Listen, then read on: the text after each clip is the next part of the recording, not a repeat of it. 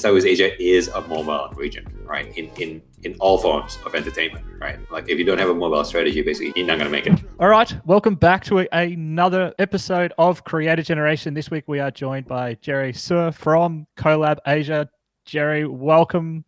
Thank you. Good to be here. Jerry, I always cook up introductions. I'm going to throw it straight to you and maybe you can introduce yourself for us. Sure. My name is Jerry Soer. I'm from Collab Asia. I head Southeast Asia in Collab Asia, but also I lead a lot of partnerships for the company globally. So I've been with the company for close to 4 years now. Before that, I was running my own artist management company in Los Angeles and in Sydney, and I was in the music industry for about just a bit over a decade. I worked in all over the place, in Sydney, in Melbourne as well, for a couple of years. And that was really what got me into the music and entertainment industry, and that role eventually developed from touring musicians into managing influencers and YouTubers, right at the start of the boom.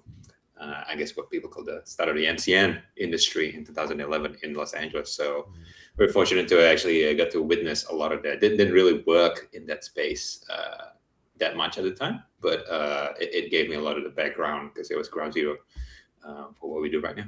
So tell us about Collab Asia and what you guys do. Yes, so Collab Asia is a talent network and content agency.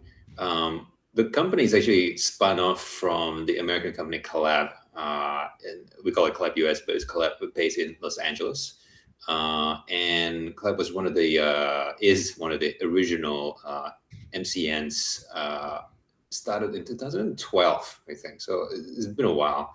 And one of the founders was actually, he came from like the early highs from Full Screen and all that. So it's like the whole OG industry people. And Collab has always worked with a lot of Asian content. One of the founders of Collab, Song Kang, he's a Korean American. And so they've always had a focus of Korean and Japanese content, but was doing it from Los Angeles. And of course, at some point, it made sense to, actually focus on that. The industry over there was somewhat delayed from Los Angeles because Los Angeles, LA was always like, up front with the media industry, right? So they took the opportunity, and two of the employees of Collab became the founders of Collab Asia. And those are Eugene Choi and Alan Lee. And I met those two guys just before they started to spin off and moved from Los Angeles to Asia. So they moved, Eugene moved to Korea and Alan moved to Japan. And that's when we decided to, and I got hired in Los Angeles, and I moved to Jakarta to start the Southeast Asian office. And it was the same mission that we had in the US, but we had what we call the time machine model. Of course, everything's kind of like somewhat behind. So we were very fortunate we had like insights. What happened in the US eventually happened in Asian countries, but of course it wasn't quite easy that easy in the end, But I think we got in at the right time, especially in Southeast Asia, because we've experienced a lot of growth working with a lot of what I would call the second generation YouTubers in the region at the time. Tell us about obviously MCNs have become a very problematic area for a lot of YouTubers. I guess the original intention was quite good, but obviously as things developed very quickly, a lot of them sort of fell into problematic situations. But you guys have seemed to have evolved past that original structure, right? Yeah, so there is, we can go into a very long conversation of like just what happened in the US, but there's a much better podcast for that, I think, with James the Creatures podcast. So he's kind of like logged the history of that. But a lot of the problems that happen in the US, I think we learn from that. But Collab in the US never really got into that much trouble. Right, the relationship with YouTube and the creators were very good, and so we didn't have quite the baggage that a lot of our competitors in the US have. But also, I think by the time the business got to Southeast Asia and Asia, I think YouTube itself also learned the mistakes that they made, right, in the US. So very hard, the way products and policies are rolled out, it doesn't happen globally. It happens usually in the US first, right, in Australia and Japan, right, and then they try it out, and then they figure out what the problem is, even if it works, if it makes bigger problems, and then it gets like cascaded down into the different countries, right? So, and then that still holds true today. I think that's how Google rolls out a lot of their products as well, not just YouTube. A lot of whatever products they have, right? And so we do have the benefit of delayed timeline. That if something goes wrong, like we had time to actually fix it. But it's not only on the policy side, but also locally the needs for services like ours is very different, right? So. And it goes into like the whole structure of the economies in different countries. We're talking about internet rollout, accessibility, speed, right? Price, kind of develops differently in different region. And that really is the bigger determinant to what shape our business, long term. It's those two, like it's the policy and the economic reality that we have to figure out in the middle. Real top level though, what are some of those issues that that MCN model face? Because if people don't know, like real top level, without throwing anyone under the bus, like what do you mean? Sure. A lot of the issues was like when the industry started, like basically if you want to monetize, you had to go through an MCN, right? This is like, you think back like 2010, right? Like there's not a way, and that was YouTube's way to scale monetization, right?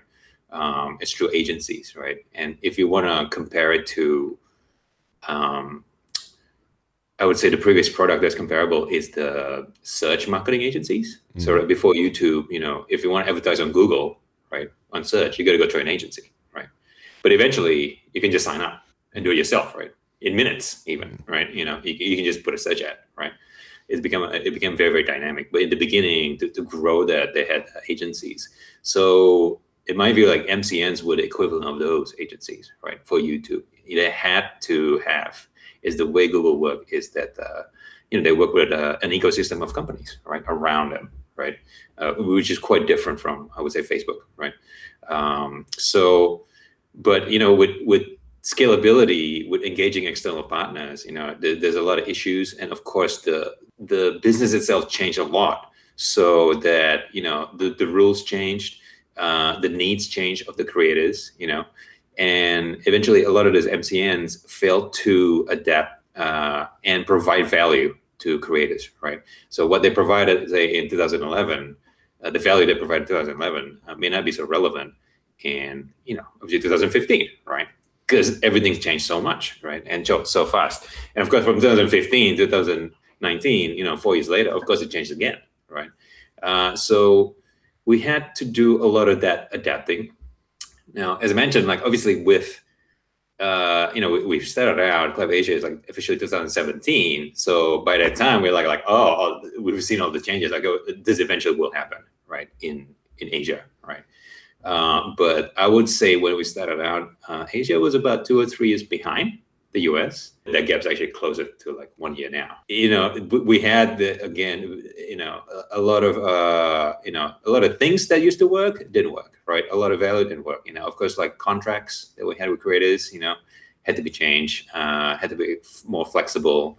But with that also comes new opportunities, right? There are things that we're doing now that just wasn't possible or even relevant if we were to do it like 5 years ago, So, and of course, it's not just YouTube now, right?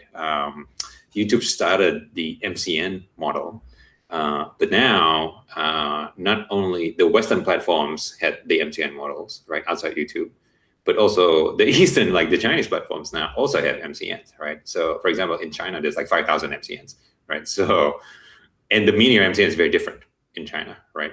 But it was all based on the YouTube MCN model. So which is very interesting. Like they decided, to take the model and just kind of put steroids and just go wild, right? Now I'm not an expert in China. So I know a little bit, but like I don't do that much work in the Chinese markets, but it is a very, very interesting market. Yeah. Yeah, we had a couple of people talk about the Chinese market. It does seem like a very like a beast unto itself in terms of how big and dynamic it is.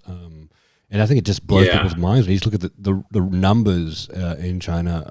Are just insane in some instances. So it's a fascinating area. But I think Asia in general, I mean, like, the area that you guys operate in, Collab Asia operate in, is so dynamic and is growing so fast. And I think sometimes the rest of the world just don't realize how big the rest of Asia is, and the desire for new content, the desire for new creators, and how creators are held there. So can you tell us a bit more about the market that you work in, the Asian markets that you work in? Yeah, sure. I have to. I gotta start with, like, Asia is a very, very big market. So there's like 3 billion people, right? So it's 40% of the global population, and so each market is complex on its own. And I would split it to like the major consumer regions. So China obviously is up there. India is next, right? Japan and Korea, more advanced, but smaller. Japan's 100 million, Korea's 50 million, population, right? And then there's Southeast Asia, right? And the Southeast Asia obviously divided into multiple countries and languages. But these are the main, when we talk about social media or, AVOD or whatever, right? Entertainment, like, it's kind of like you can roughly piece it out to these, pieces. And I focus on Southeast Asia. We have offices in Korea, Japan, Hong Kong, China. And what is interesting is that most of these are actually Android regions, right? So that's why YouTube is very, very popular, because, it comes with the phone. Like, you don't even have to download it, right? It's right there, right? So, like, you look at the download charts, like, WhatsApp or TikTok, whatever, but like, well, YouTube's already in every phone. So they kind of like win by default. Going from the top, like China has like 800 million internet users, like, is the single largest market, right? What we call a homogeneous market, right? So you can create a product in Mandarin, right? And it will go everywhere. Of course, there's like dialects, right? But people kind of understand, okay, yeah, that's enough, right? There's like the Weibo, Bilibili, Toutiao, Youku, of course, Douyin, which is TikTok, Kuaishou, and then just like more and more, and that's just the video ones, right? And then you have the gaming companies like Tencent, NetEase, Yuzu, MiHoYo with Genshin Impact, which is a fascinating game. I could talk about it more later. It's its own thing, and I can talk a bit about how they monetize maybe a bit later. But China basically, because of the Great Firewall, like, they developed their own internet, right? And then there's India, right? Which was a battleground between East and West platforms, right? But I think it's about more than 6 months ago, India had a border skirmish with China and decided to ban all China apps, right, or platforms and games.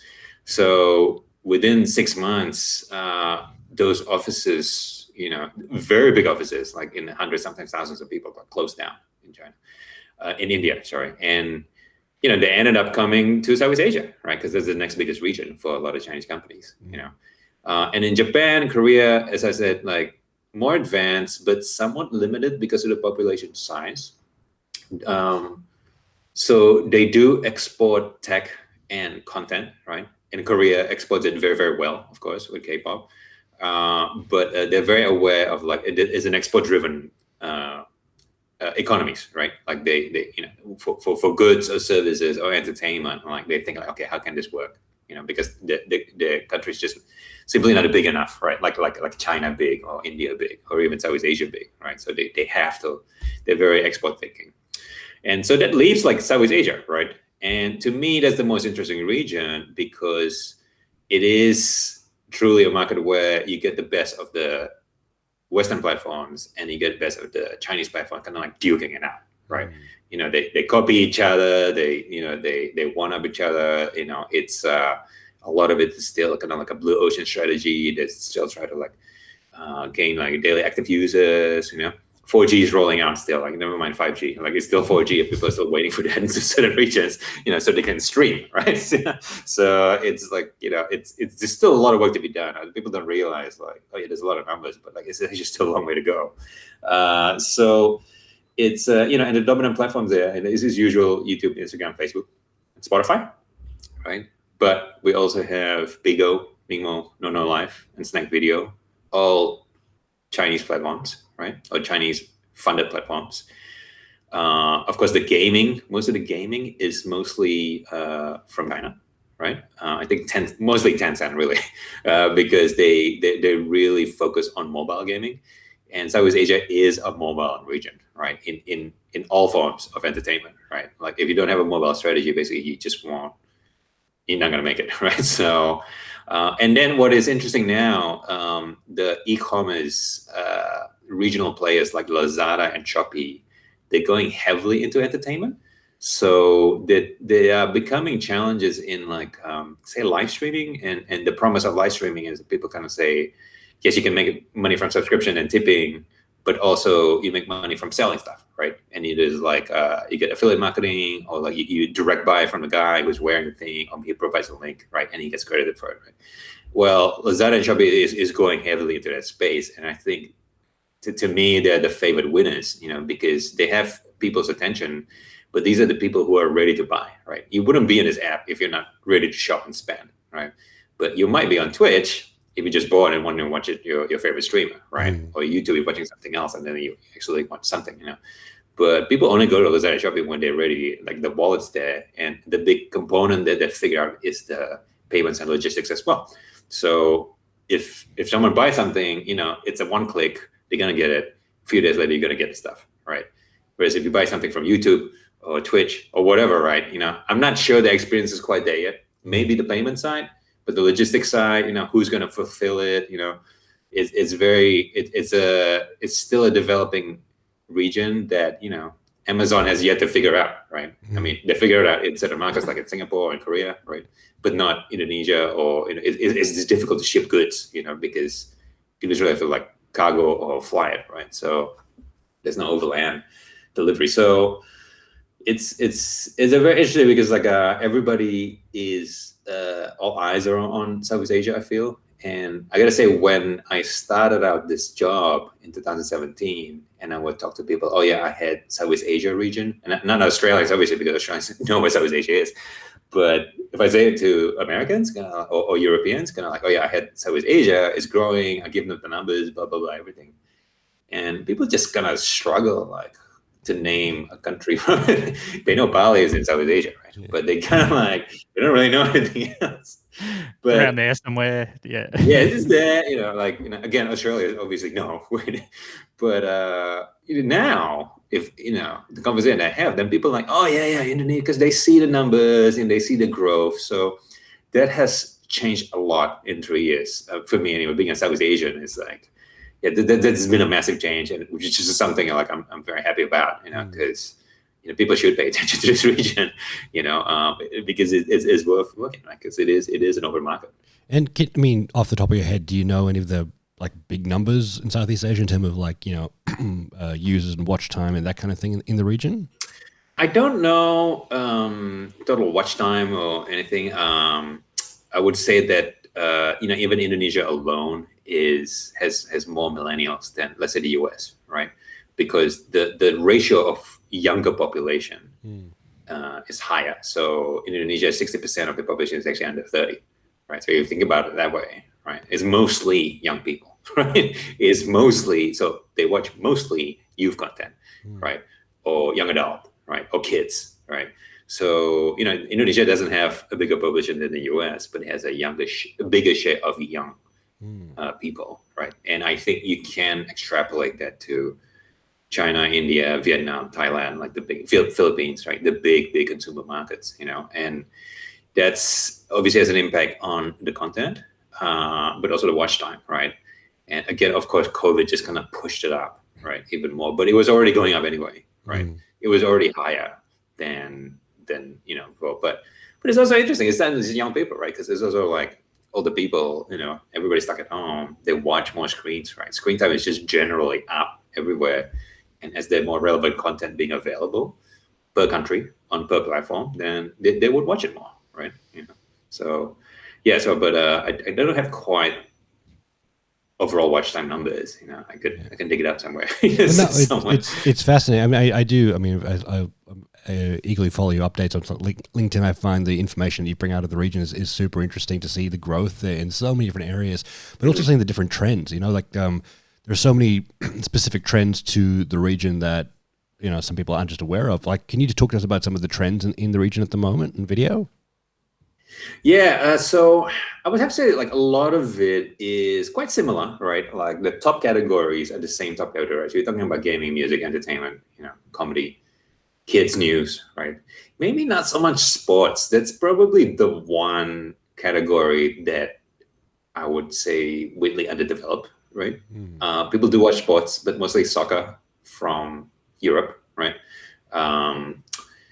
But not so much local sports. I think a lot of these associations need to kind of like level up their media game.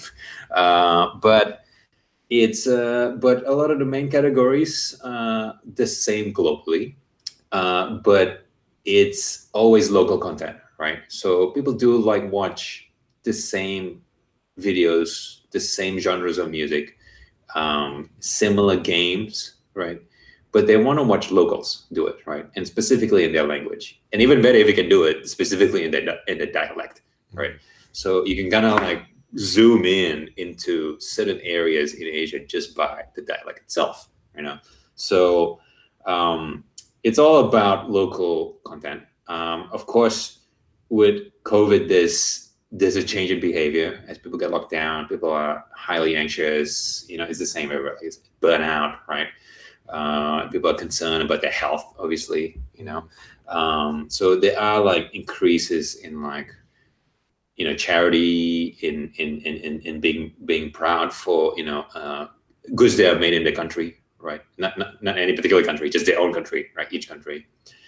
Interestingly, there's an increase in podcasts, right? Because of course people watch too much screens, right? But they still want to come, like the eyes is just tired, right? Because they have to stare at the screen all day, So and there's an increase for like business registrations, right? A lot of people have lost jobs. This happened, the same thing in like the 2010, 2011, right? The financial crisis when people lose jobs. You become entrepreneurs, right? You just have to figure out until you get the next job, or you just become like freelancers full time, right? So there is we benefit from screen time increase due to COVID, but let's not forget like there is a real economic impact to a lot of people's lives, right? And it is much worse for in some Asian countries, right? Especially like the lower earning areas, right? And when people got hit, they get it really hard, right?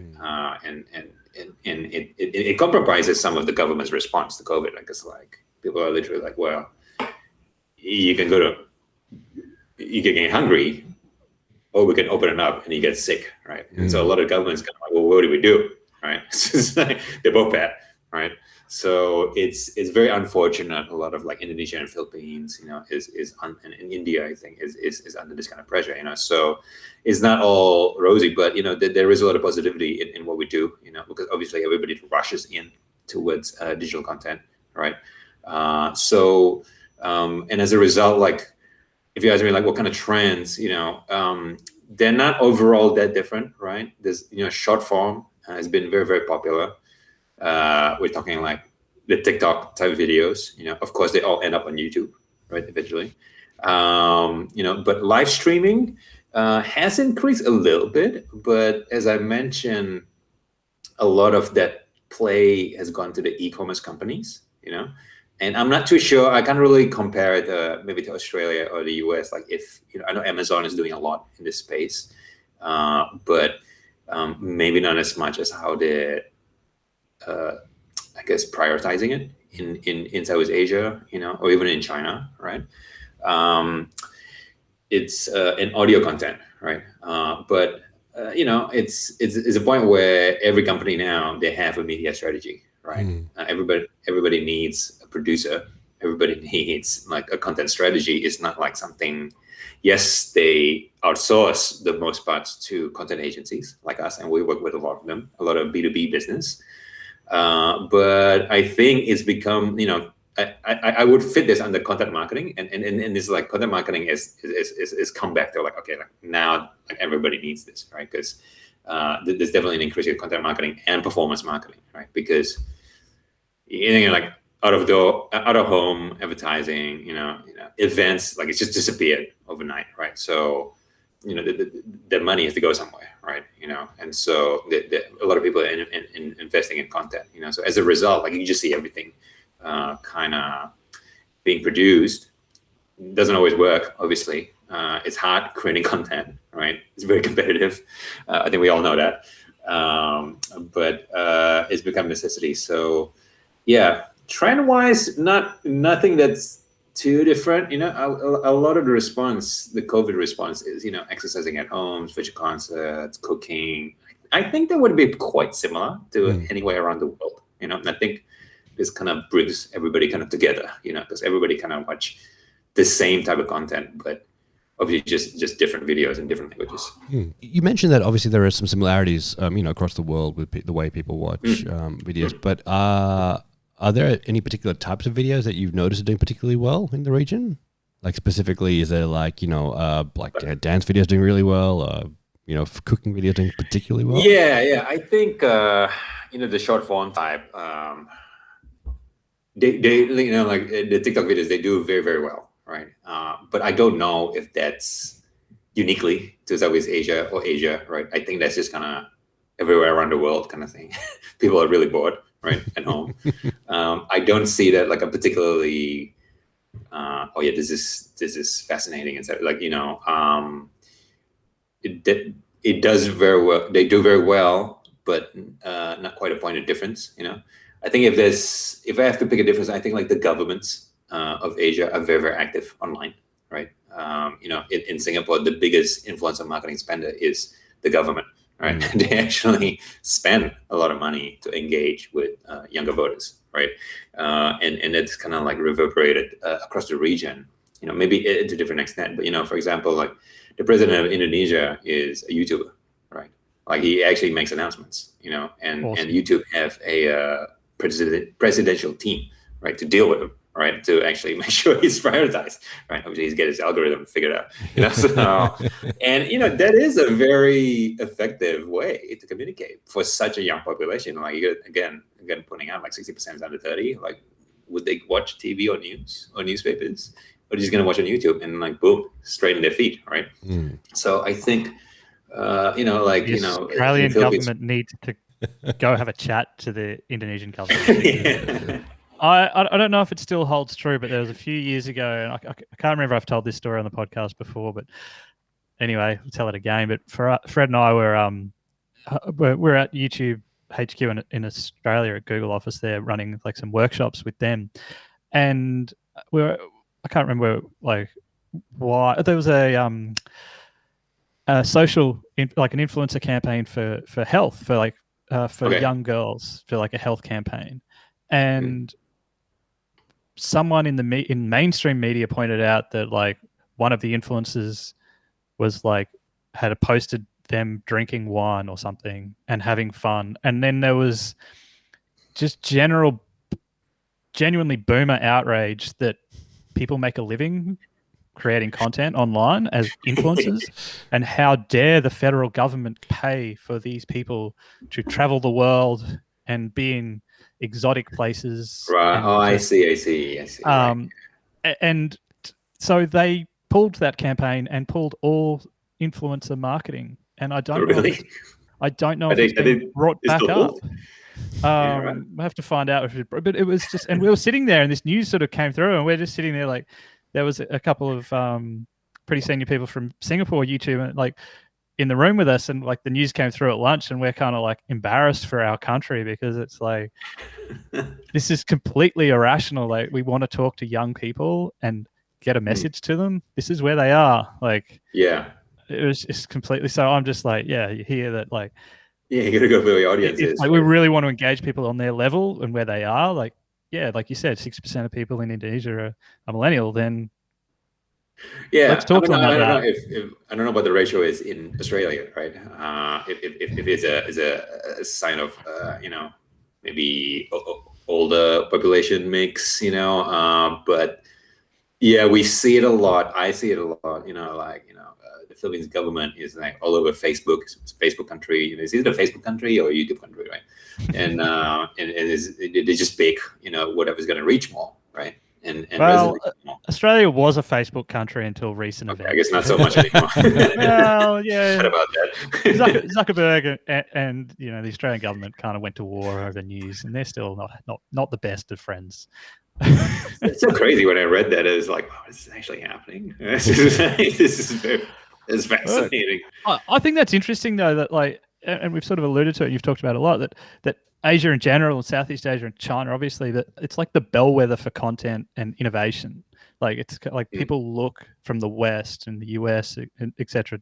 They look to the East. Why, both from creators and the content they create, but also the platforms and the usage of. Why do you think that's such a hotbed of innovation? Yeah, moving forward. Like, from an innovation point of view, I think a lot of I guess in terms of media tech, right, has a lot of this technology has been developed in China because they have the firewall, right? Because they have a homogeneous market, because they have a lot of funding, and they can try newer things, right? And obviously TikTok came from China, right? And a lot of live streaming business models, right? All those technologies. Bilibili has those comments that can float on the screen, right? And that's all, I figured it out first, right? I think it's either Bilibili first or I think it's a Japan company, Nico or something like that. Anyway, it came from the East, right? But it's not strictly, it's not a monopoly. Nobody has a monopoly on good ideas, right? And I think a really good point is Clubhouse did not come from China, right? Who figured out that live audio chat, unedited live audio chat, is going to blow up out of nowhere, in the past month, and now it's kind of everybody wants a piece of it. Everybody's doing Clubhouse rooms, right? Yeah. And and you are, yeah. And where is that something that exists in China? I don't know. Maybe there is a version of it that I don't know. Maybe it's already came and gone, right? I don't know. But man, it's hot in Indonesia. People are really into this, and they came from America, and they also came out of nowhere, right? Because podcasting already existed, live streaming already existed, right? Who knew people just want to chat on the phone, right? Yes, so, but that's what people really want right now. So the other one is I find fascinating is community in the US, where it's a texting kind of platform. Yeah. So you text your creator or your superstar, and then they send you a text you back, limited content, whatever, and I haven't really seen it work in Southeast Asia, but again, it's a fascinating, how did that blow up, right? Because it seems so throwback, right, to text, and then, but it works, right? Maybe people want that, maybe it's nostalgia, I love it. Yeah, I think it's awesome. It's different, yeah, it's fascinating, right? And you're right, Southeast Asia, when you just said before, it's mobile first, right? It's mobile everywhere, and to think that hasn't, community and text hasn't quite taken off yet when everyone is attached to mobile. Yeah. I mean, I think people, there's too much spam in texting in Southeast Asia, so people don't really check it unless it's the 2FA kind of code coming through. But people the spam's kind of rendered it useless as communication, but people WhatsApp all the time, right? So now we have WhatsApp bots and things like that, right? You can shop on WhatsApp, which is kind of I haven't even tried that yet. I don't know if I want to get into it, but that's the innovation that they're doing, kind of building on top of the ecosystem there. So I don't again, not uniquely to just the East, but in the past couple of years, I think that there has been a lot of trends that came from China, right? But I can also see it kind of US swinging back, actually, and just kind of oh yeah, we got Clubhouse, we got the community, so and then I think it's good that we have this, because it's a back and forth, right? Of innovation, and that's what people need. which is what we all need, right? Because somebody needs to keep on developing new things. Hey, you mentioned just before that, strangely enough, sporting wasn't as big an area in the region. But what about the people who watch esports in terms of that? How big is that, and what the growing trend around that? Oh yeah, it's very, very big, right? Again, it's very big. It's grown. I think it kind of started popping out in 2017, and Mobile Legends was the game that really took it. I guess it hit a critical point, and now it's mainstream, right?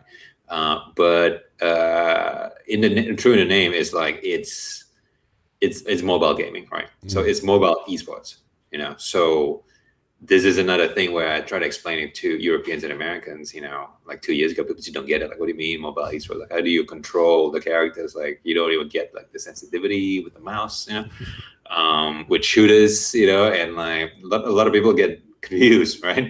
It's like, is it like, Clash of Clans, something, or like Angry Birds, but you can play like actual esports on mobiles too. It's just very, very different. Obviously, like not quite compatible. Like the players has difficulty jumping from PC to mobile, right? But that is that is the mass esports now, right? So there's a lot of participation from governments, from brands. There used to be a lot of events, of course not now at the moment. Everything's gone virtual. I'm sure they'll come back. And initially it was all games from China. So Mobile Legends, PUBG via Tencent, right? PUBG is like a Korean game that they licensed Tencent to make, to take global. Even like Call of Duty Mobile and Garena's Free Fire is like the original, like Southeast Asian, Singapore like shooter, right? It's very, very popular. But I can see that once that, the bigger gaming companies, the bigger publishers, they have the IP, like the worldwide IP, right? And they've seen like, oh, you can actually make serious money on mobile gaming, not just in South Asia, but in Latin America too, right? And in India and in like, Middle East, basically everywhere around the world eventually is going to catch up to that. Because of course it's easier to just hold a phone rather than just like sitting down, right? Like it's truly, you can go anywhere. So I think a lot of the titles with the worldwide IP are now just getting ready, or if not, they're already made and just like figure out the marketing to launch into mobile titles, right? So we have like Diablo, for example, which is like, obviously like mobile Diablo, right? But, we already have FIFA, right, on mobile. What about, what if they decided to take StarCraft or World of Warcraft, right? It's like these are titles that have been around for a couple of decades, still very relevant, right? If they just figure out the mobile aspect, it is going to live on, right? It's a multi-generational title, that is a lot of the games that are popular right now are based on these titles, right? So wouldn't people just want to play the real thing if they just get the porting right, on mobile? So I think it's very exciting. Of course, mobile gaming and gaming in general blew up last year. It's truly like the golden age of gaming, right? In all formats and all platforms. I'm not sure if there's going to be a drop. I think casual gaming is blown up, but it's really opening up. And if all the gaming companies, just making bank now, right? Just like, if you're not making money now as a gaming company, you're probably never going to make it. So you should just like go for it right now. So it's a very exciting space, but yeah, it has to be mobile. And some people see it as maybe that's the gateway, right, to more hardcore gaming, to PCs, to consoles, right? But I'm all for it. I'm a gamer, so like I'm big on like, yeah, this is good, for everybody as far as I'm concerned. Good for me, So there's a lot more. There's always been a lot of investment, right? But the whole industry is bigger than sports and movies put together, So I think in Asia, like it is going to be the dominant entertainment format. Like it is going to be around, right, for a very long time. So what about like the creators who aren't like esports gamers? but like they're creating content around games. Like is that Yes. is that a Yeah, that's is a that big a thing. rise associated with that, or is it just the bigger creators are getting bigger, or is there a like groundswell of new Yeah, so creators? you can, so there's like the, well, is it the competitive gamers, right? So if you look at like the competitive games, right? So games that are esports, right? So you have the actual esports players themselves, like pros, right? And then you have the funny guys who play the same game, but people really just listen for their commentary because they're really funny, right? And then there's the variety gamer, right? These like the Steam gamers. They just try different games all the time, right? So this is the equivalent of the variety show, as opposed to like Sports Center, variety show. You know, this is like this is the equivalent. But then there's also like the non-gamers, but they embed gaming elements in their videos, right? Because a lot of games are now, I mean, it's always been there, but like, you know, like Animal Crossing type thing, you know, Among Us. These are games that are very, very accessible. You don't need to like invest. It is a very low learning curve, right? So you can learn it in a day. You get into it, right? And these games tend to change quite fast. I think they don't, maybe they don't have as much staying power, but it's a much wider audience. So I think non-gamers get into it, right? And you know, we have like musicians, you know, traditional celebrities, right? They all like gaming, right? Because you know, I think we all know musicians and you know actors. Like most of the time, they're just sitting around waiting for their cue to get on stage, right? So it's like, I mean, I know this for a fact. So it's a manager, so like, they're just waiting to get on a plane, waiting to get on stage, waiting to get, waiting for the transfer. So it's like they all like it. I know this, right? So you know, and now is easier to get into games, right? You know, I remember as a manager, I used to have like one of my bands. We used to have like a console, a Nintendo 64 in the rider for the green room, right? You know, because it's like, you know, you can't carry it around, right? Because it's too much, you know, it's too much gear, you know. But now everyone's just on the phone, right? So it's so much easier. So it kind of fills that gap where you have too much of social media, right? It is like not necessarily good for your mental health, right? But gaming is escapism. You kind of disappear into a different world, and it kind of like, to me, it kind of clears the mind, right? It lets me focus on something else, you know. So, and I think a lot of people are seeing it that way too. So, and yeah, for content creation, it's really bloomed in a really good way. I mean, that is really fascinating because we do hear a lot of people talking about sort of gaming in that region and how big it's becoming, especially around esports and how popular it is. I mean, we see that, but we just sometimes you just see those numbers and you just can't fathom how big and popular it is. So, I mean, what's the next step? Obviously, is creators want to monetize their content creation. They want to monetize their careers. That way, how would a gaming creator or any creator for that matter monetize their audience? That might be a little bit different to other regions. A lot of it is very similar, right? Like most people still make money from the programmatic advertising, right? Or streaming royalties, right? For in the case of musicians, right, from like Spotify. The subscriptions and memberships that exist in different platforms, like Patreon types, or even like within YouTube and Facebook, it is increasing, but not quite there yet. I feel like I would struggle to think like,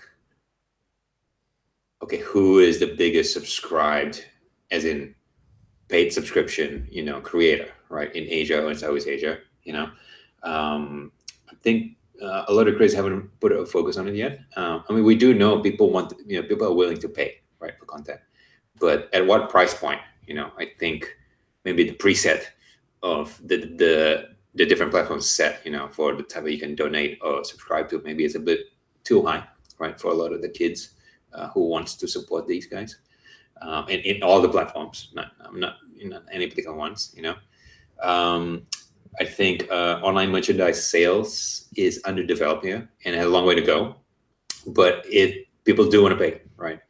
I think a lot of the examples we see from the US, or even Australia, it's like very well developed. You got your Teespring, like logistics figured out, like, and then as I mentioned, like logistics is pretty difficult in this region, right? The e-commerce companies, like, they don't find it easy either. Like they're doing it, but like it's not nowhere near as easy as like US or Europe, right? Or Australia, even.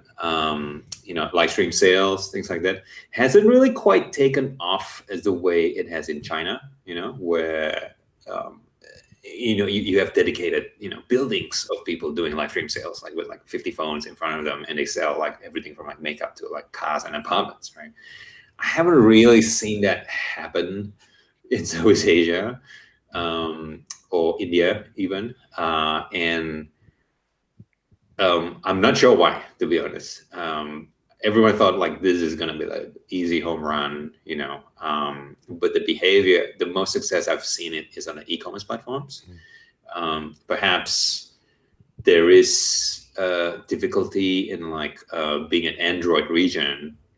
All payments, if it has to go through the Google Play Store, then you have to pay them a cut, right? And then the economics no longer work, right? The unit economics, right? Whereas in China it might be different, right? Of course, like also payment systems are really, it's getting there, but still not quite, very few, credit cards, right? So it has to be like all this new fintech solutions, right? A lot of people shop online and then they would press purchase, and then they would have to walk to the local convenience store to actually pay the cash, right? To actually release. So, obviously not ideal. So, and the frictionless shopping, not quite there yet, but I'm sure it'll be solved like in the next 12 months, So, it used to that a lot of creators make a lot of money from appearances, and weddings. Weddings are a big thing, right? So not just musicians, people like, I guess you turn up and do a show, and do emceeing. Creators turn up at weddings so creators will turn up at weddings. Yeah. So getting to that, yeah, I like videos, that. So, but obviously now, like this past year, like, weddings are, you gotta like cut it down the numbers, right? It's no longer like the 1,000-person weddings. Right? You just can't do that anymore because of COVID, right?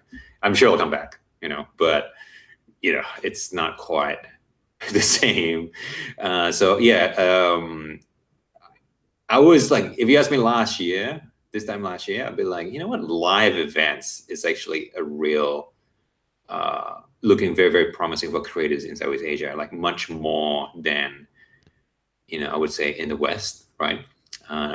Maybe in the form of doing a tour and people buying tickets, but also like corporate and wedding functions, right? It's like, I think that's a very big potential, just not while we're in the COVID situation, but eventually will come back, and I think not just Southeast Asia, India, China, a lot of this. So it's, I would say in some ways it's behind the US, because the logistics and payments is difficult to figure out. People are still building that, and it's hard to build a business on top when, the roads and pipes are still being laid out, right? Like it's, like you need traffic to be able to flow. So, I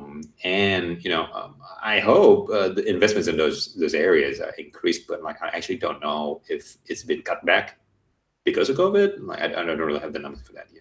Super. I love that sort of crystal ball gazing. But also, if anyone wants us to come hang out at their weddings in Australia while weddings are happening, like happy to sell my horrible MC services. Shocking dancing guaranteed. I'll bring my own version of Daryl Braithwaite horses with me. We can dance. That can be our thing. Yeah. Fred will play something from like the Travel Hillbillies or something that will make everyone sad and depressed. But hey, look, I'll just start out there, like any opportunity we're down. All right. Jerry, maybe you can come and do 2 weeks quarantine and come hang Sure, with us too. Okay, You come for our first wedding gig. Hey, we kind of like we're running low on time, but there's a very important area that I want to discuss with you, and that's a segment we like to call like going down the rabbit hole. And it's I just want to know where on the internet you've been led down the rabbit hole lately. Where has lately. this internet place sucked you in into an unexpected place? What content has drawn you in?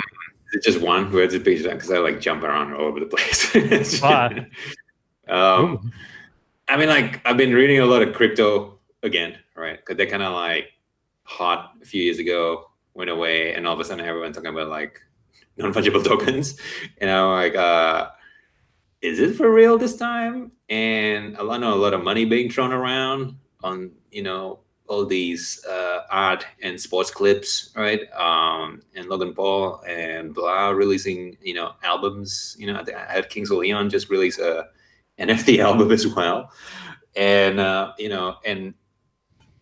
we heard this with CryptoKitties 2 years ago, right? And it's like, well, what is different that is going to stay this time? I haven't seen anything that was gonna like it's different this time. Is this like another? I feel like so far it's another phase. It's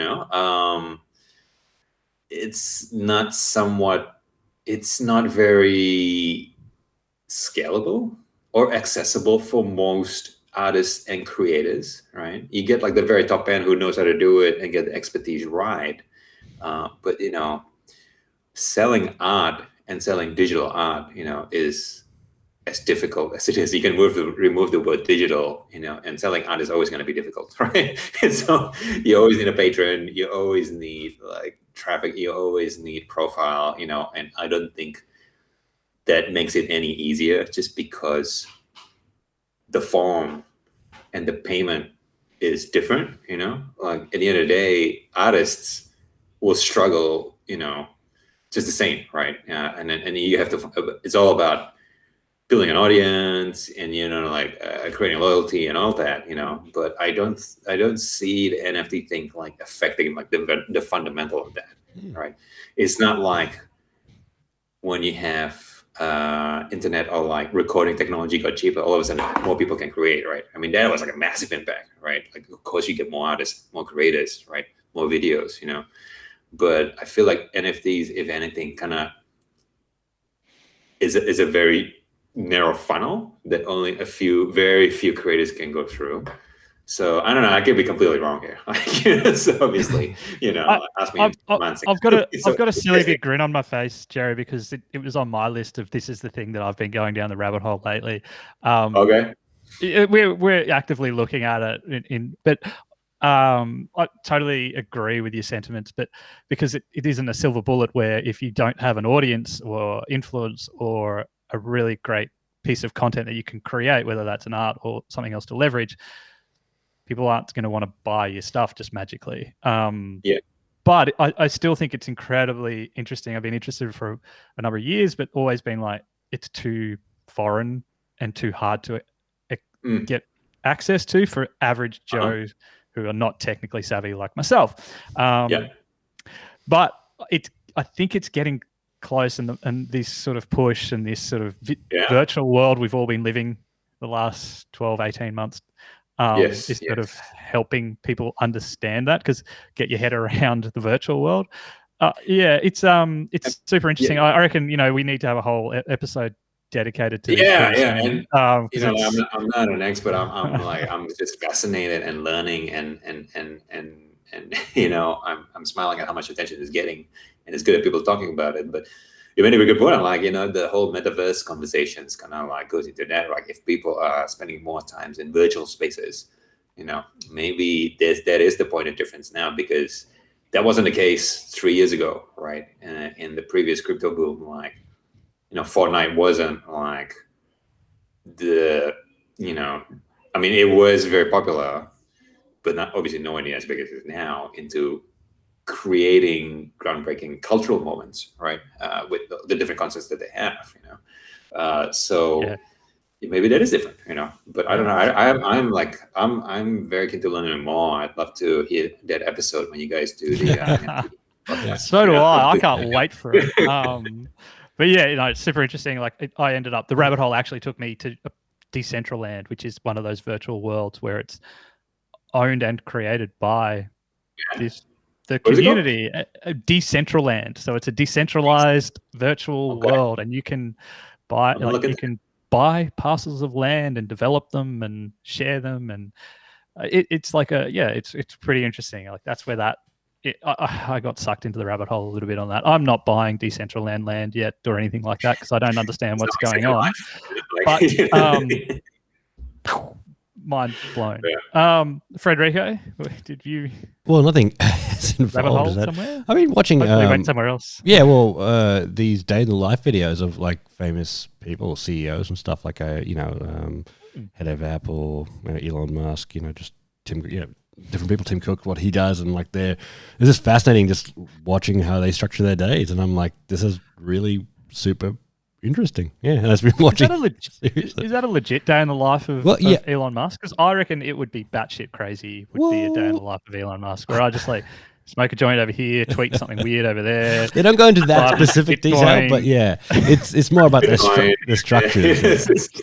How they manage meetings and they manage their day and time management, that kind of things. I thought that was pretty fascinating. Like they do tend to work extremely long, extremely focused days. I bet, yeah, you have to. Yeah. Where do you watch these? Like, is it on YouTube? Yeah, on YouTube. Yeah, there's different people do them, but yeah, there's a bunch of different ones around. But I find the Elon Musk and Tim Cook ones to be the most interesting. Well, I want to check that out. That sounds. Yeah, they are really good. Yeah, definitely check it out. Okay. Yeah. Hey Jerry, that's I'm going to jump on Fred's thing. Unfortunately, that's all time we have for, but thanks so much for hanging out with us. It's been super interesting, sort of like getting a really good picture of what's happening in Southeast Asia and the bit of crystal ball gazing as well. That's super interesting. Yeah, no, anytime. Yeah, I would love to hear more with you guys, and good to be here, and let's definitely keep in touch. Create a generation. Look on the mic.